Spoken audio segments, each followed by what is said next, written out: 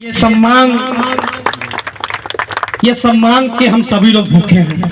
सम्मान के लिए ही हम चलते हैं। सम्मान। अभी मैं सुबह जब मैं अपने बेटे से बात किया, बता रहा था कि इस गांव में मैं आ चुका हूं एक बार, और दो लोगों के वहां शादी पड़ी थी, शायद शादी में आया हुआ था। तो अब मैं बहुत कुछ न कह। नशा मुक्ति अभियान का ये कार्यक्रम जो लगभग पिछले आधे एक घंटे से चल रहा है, मैं जब रास्ते में था तो मुझे सूचना मिली कि आप कब तक आ रहे हैं, यहाँ सभी माताएं बहनें आपका इंतजार कर रही हैं।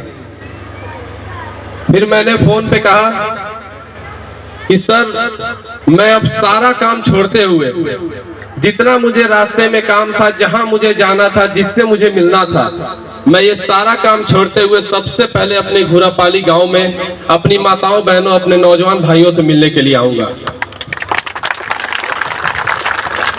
और जिस तरह से मेरे आने पे आप सभी लोग अपने स्थान पे खड़े होकर के एक जोरदार गड़गड़ाहट वाली ताली बजा करके मेरा स्वागत किया, इस चीज के लिए आपके चरणों में मेरा सादर प्रणाम। बहुत कुछ आपको बता दिया गया लगभग पिछले आधे एक घंटे के जो ये मीटिंग चल रही है, जो एक नुक्कड़ सभा चल रहा है। इस सभा में आपको नशा क्यों नहीं करना चाहिए, इस बारे में आपको हर एक चीज अच्छी तरीके से डिटेल में समझा दी गई है। उसी पे मैं थोड़ा सा और प्रकाश डालने का काम करूंगा।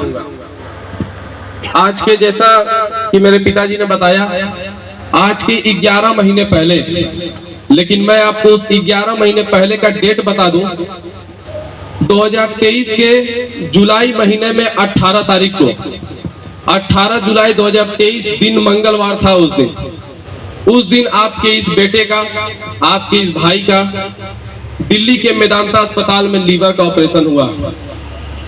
डॉक्टर ने 17 तारीख को मुझे बुलाया, अपने केबिन में बैठाया और कहा कि बेटा, कल आपके पिताजी का ऑपरेशन होना है, आप उसके लिए तैयार हैं? मेरे अभी जैसे मैं खड़ा होकर आपके सामने बोल रहा हूं, उस समय मेरे मुंह से डॉक्टर के सामने एक शब्द निकला नहीं। क्यों? क्योंकि उसके अगले दिन जो 14 घंटे का ऑपरेशन चलना था, उस 14 घंटे में 2 घंटे पहले और ऑपरेशन के 2 घंटे बाद लगभग 18 घंटे तक आपके इस भाई को बेहोश रखा जाएगा। उसके बाद से बहुत हिम्मत बांधते हुए, बजरंग बली का आशीर्वाद लेते हुए मैंने डॉक्टर से कहा, डॉक्टर साहब, तैयार तो मैं हूं और एक तरह से कहिए नहीं भी हूं, क्योंकि कहीं ना कहीं ये मेरे पिता, ये एक मेरे परिवार का जो मुखिया है, उसके जीवन और मौत, इस दोनों के बीच की ये बात है।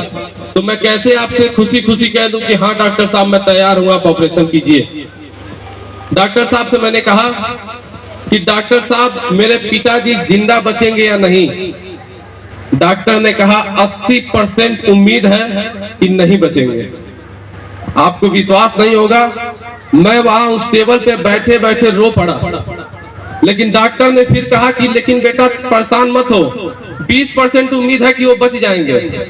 तो मैंने डॉक्टर से कहा, डॉक्टर साहब 20% तो आपने कहा ठीक है, लेकिन जो आपने पहली बार ये बात कहा कि 80% उम्मीद है कि वो नहीं बचेंगे, वो मेरे कलेजे को अंदर से खा गया। मैं अंदर से टूट गया, मैं बिखर गया।